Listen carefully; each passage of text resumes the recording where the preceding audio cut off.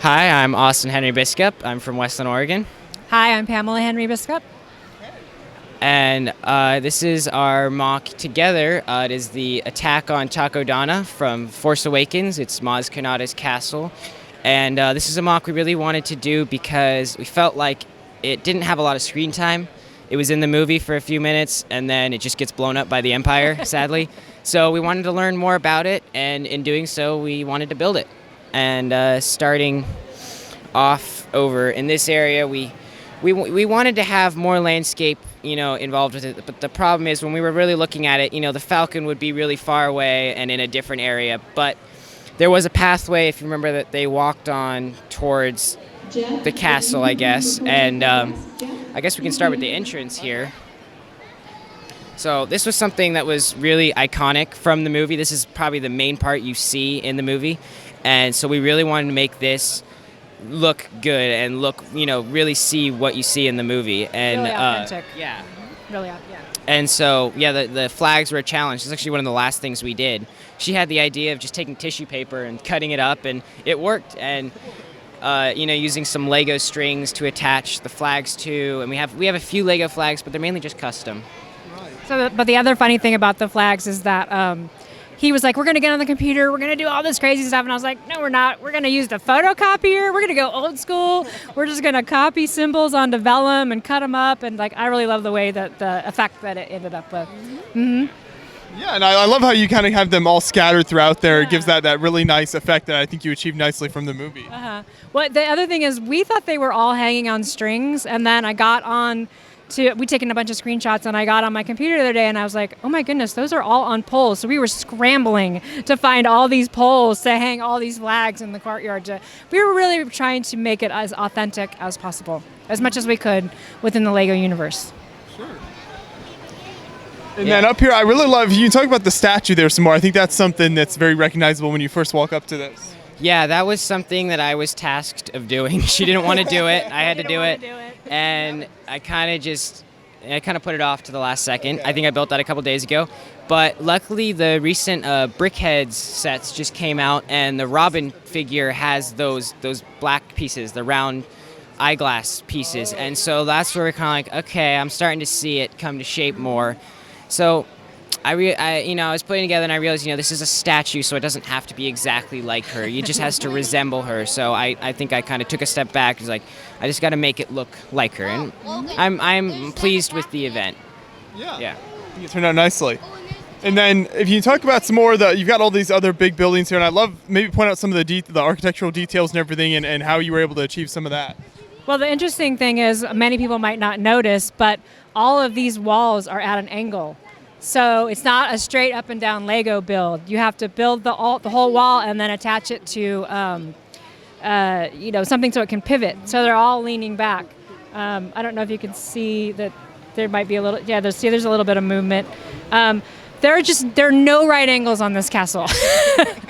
So right from the beginning, we were like, oh my goodness, how are we going to make this work? Because in the Lego universe, everything is pretty right angle, cut and dry. But we just did the best we could. We had to take some liberties here and there, but overall, I think you really get a feel for the castle, and I think we created it to the best of our ability. Right, yeah, and it's one cool effect I like up there. You've got some lights and like the explosion there. How did you guys achieve that? Oh, sorry. So those are all clear studded bricks, and then we got a hold of just a huge, really long string of LED lights. And so each tiny little light filament is stuck inside. They're so small, they fit inside an actual brick connection. And we just kept putting it together and adding colors and kind of making it different shapes. And we weren't even sure if it was going to work, but in the end, I think it turned out amazing. It really has that sort of smoldering fire effect. So yeah, it was good.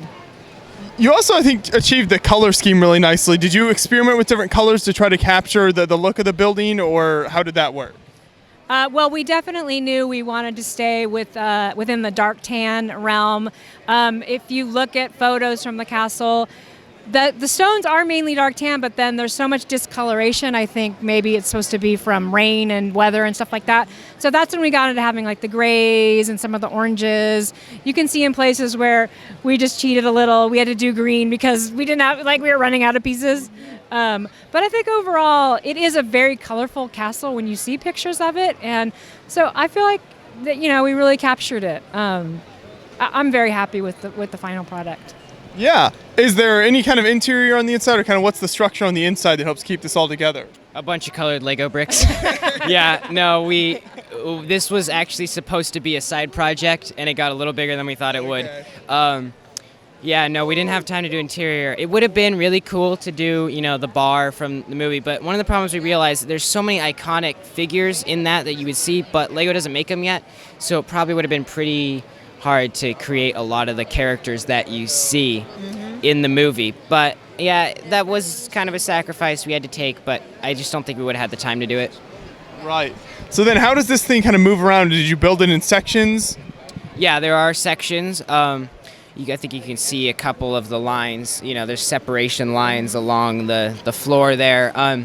Yeah, in past mocks, we haven't been great about making them easy to move, so we really tried to make sure these were strong pieces, they weren't too big, and we set this up, I think, in probably an hour or so. It was a pretty quick setup, yeah. Yeah, it sustained very little damage and got over here pretty easily, thank goodness. But yeah, we did a little more planning with this mock because we knew we didn't want to run into problems we've had in the past where you just have so many giant pieces and they're very cumbersome to move, and then you get a lot of breakage. And so yeah, it worked out good. Like he said, this was supposed to be a small side project which kind of grew out of control, but it was definitely a labor of love. We're huge Star Wars fans, and it really means a lot to us to be able to recreate something so iconic from the movie. Sure, and I wanted to make sure there's a couple more cool things we wanted to point out down here. You've got some nice landscaping here. First off, those tree techniques, how did you achieve that? Well, I'd actually seen a couple different ideas that people had come with trees. I really love to see all the different ideas that people come up with, because there's so many different ways you can build trees. You can use arches, you can use Technic beams. There's so many different things I've seen, and one of the things I'd seen a little bit of was using pin connectors, or I guess in this case they're axle connectors, and they're just brown. They're like the flattest bend. I think they don't have a lot of a bend to them, but you just kind of connect them, and I feel like they gave so much more of a lifelike tree than trying to use arches. And this way, I feel like the branches are attached to the trees the leaves are attached to the branches rather than the leaves just being in a swarm around the tree that you're building. And so that was something I really wanted to try and make. And actually, a cool thing is, before you put any leaves on, they look like super ominous, creepy, haunted mansion trees. So they have so many purposes, and you could build them out of black and make them burnt, or I think that's a really, it has a lot of potential, that technique, and so I wanted to try that out. Yeah, I particularly love this tree too. He got a hold of some of those green whips and just said, I'm going to make a tree, and I think it turned out great. I mean, it's kind of crazy looking, but I love repurposing pieces like that. It's a lot of fun. Right, almost like the weeping willow type of effect. Yeah, totally, yeah, completely. And I think it looks like an Avatar tree. It looks like something from Avatar. It's a space planet, so we took some liberties on what the landscape could look like. There you go. And then we've got this iPad sitting here, so you talk about this and kind of the images on here and how that helped you as you were building?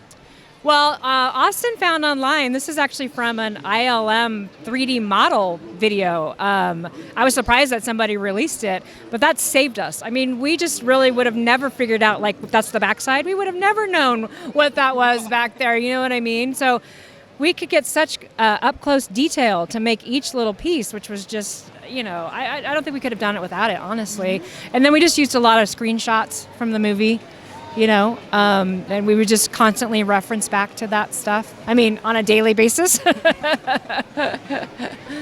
Yeah. At what point did you guys, were you sitting there kind of watching the movie, and right when you saw this scene and kind of saw this building, is that what inspired you to build it, or was it later that you were thinking about things to build, you thought this would kind of work well for Lego? I can't remember. Can you, how did we get onto that idea?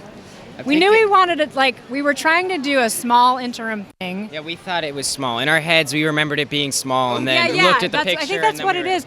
Yeah. And the funny thing is, when we started looking at reference, and when you see a figure in the courtyard, it's actually huge. Yeah. A figure, down in here is like 1/5 the size of this wall. So that's when it started to be like, wait a minute, this is not a small castle. It's actually huge. Yeah. Okay. So yeah, just kind of gradual inspiration as you're looking for something to build. Then yeah. Yeah. Well, like I said, we're huge Star Wars fans. So, yeah, I This is think our first Star Wars mock that we've done. A big Star it's Wars. true. Yeah. That is true. Right. So you just went right for the massive build right off the bat. Why start small when you can go huge with the first build? Some might accuse us of having a problem with that.